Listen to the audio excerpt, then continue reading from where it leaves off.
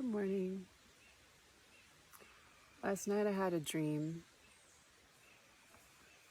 about Adam and Eve.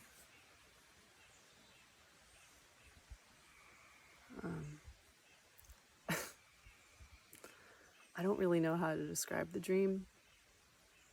I don't know how to minimize it, really reduce it to words. I don't really remember much about it anyway. It was mostly feelings,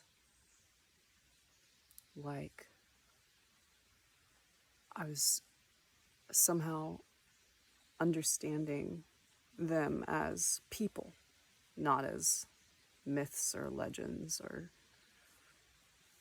some unobtainable concept. Just getting to know them through feelings. They were brother and sister. They had the same parents, the energy of God and the energy of love.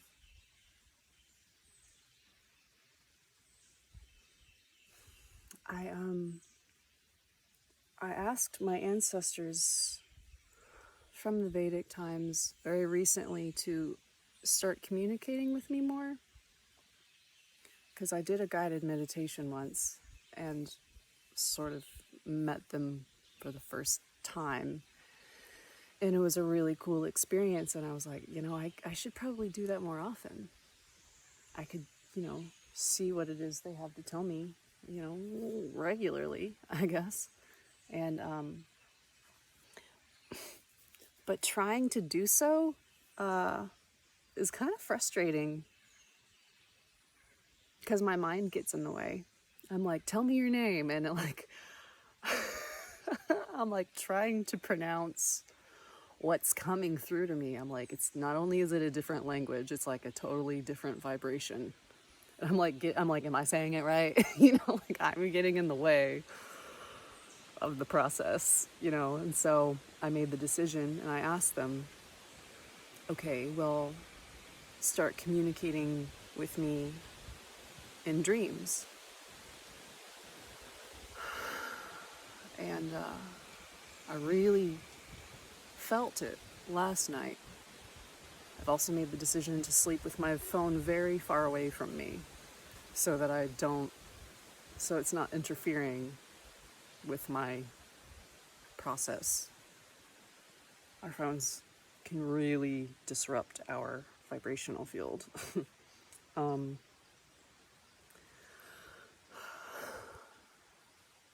So that was interesting. It was the first night I really felt them. I don't remember rationally much about it, but I can tell I downloaded some information through feeling. And I woke up this morning and I just realized once I understood viscerally that love is actually genuinely part of my genetics and God is part of my genetics and all of our genetics, I've been able to exist more in the dimension of love. And so I've been able to receive the love that has always been there, but I've been blocked off from because I was focusing instead on the dimension of anti-rationality and on the dimension of the virus and in the dimension of fear and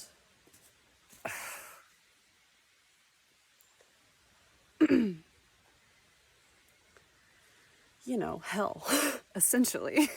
The hell that we have unconsciously created with our minds. And even if the people around me are in chaos, and most of the people around me are,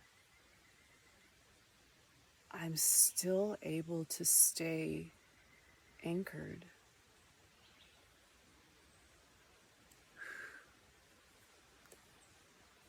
And rooted.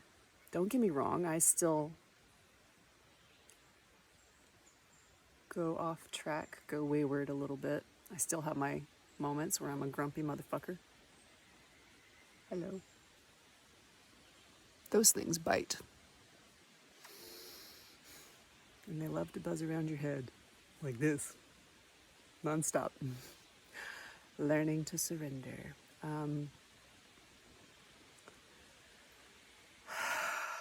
Because even the bugs have a purpose.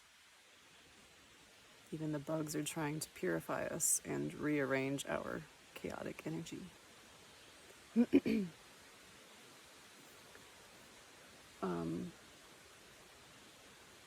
Brain. Yeah, I still have my moments, for sure, but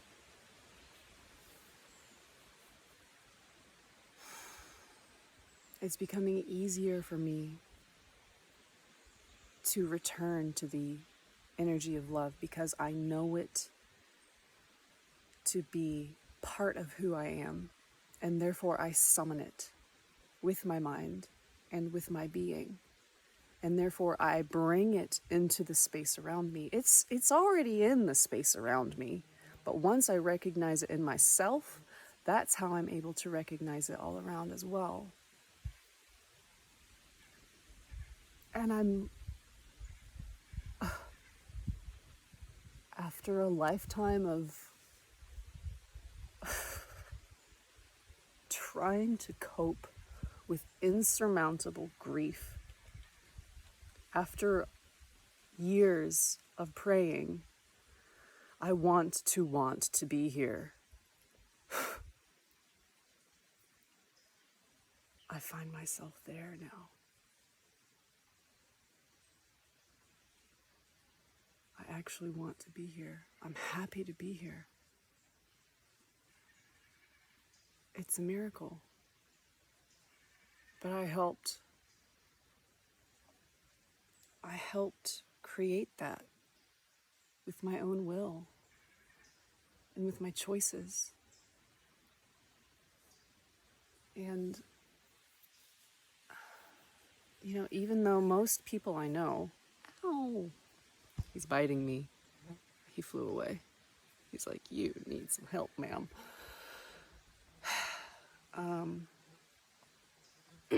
Even though most people I know, he's biting the hand that is holding the phone. Go figure.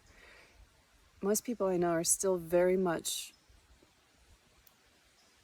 believing in and operating in the dimension of anti-rationality. And it makes sense. I don't blame people for that. I totally understand.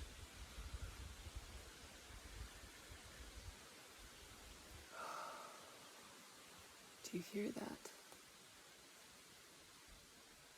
Do you hear the song of the wind in the trees?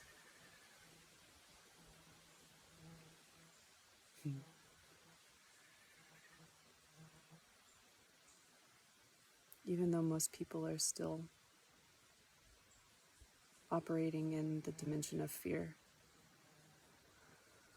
Once you enter the dimension of love, everything technically looks the same, and yet everything changes.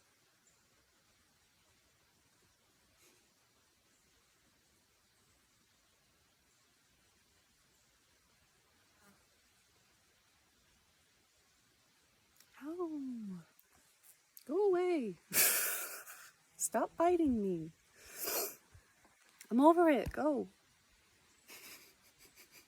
It's enough detoxification for one sitting, sir. Anyway, or ma'am, or whoever you are, I don't know.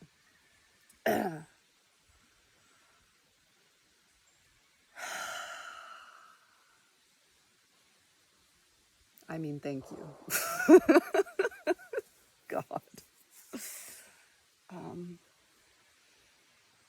Yeah, I can become a grumpy butt as well. I can still get locked in as well, but it's getting easier and easier for me to return to know how to recenter. Fucking hallelujah.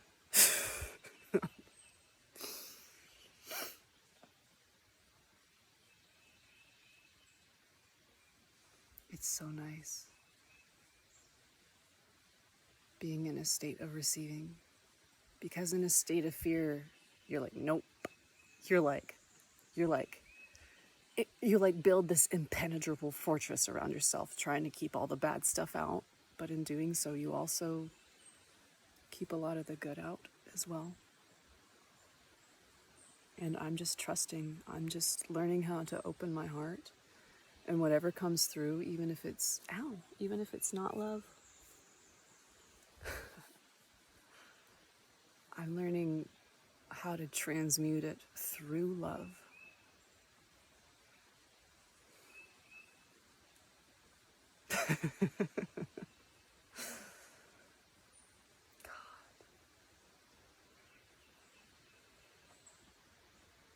It's so pretty. I wish the camera could show you how pretty it is.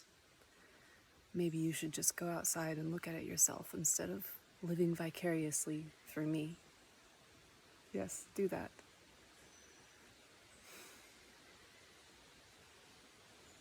The kingdom is here now.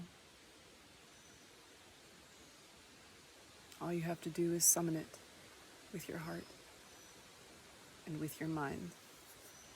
Even if it doesn't yet exist in the material realm, it exists if you dream it up. And it will come to be if you surrender to faith.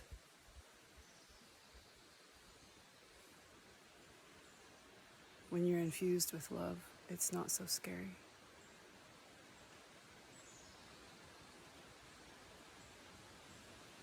I love you.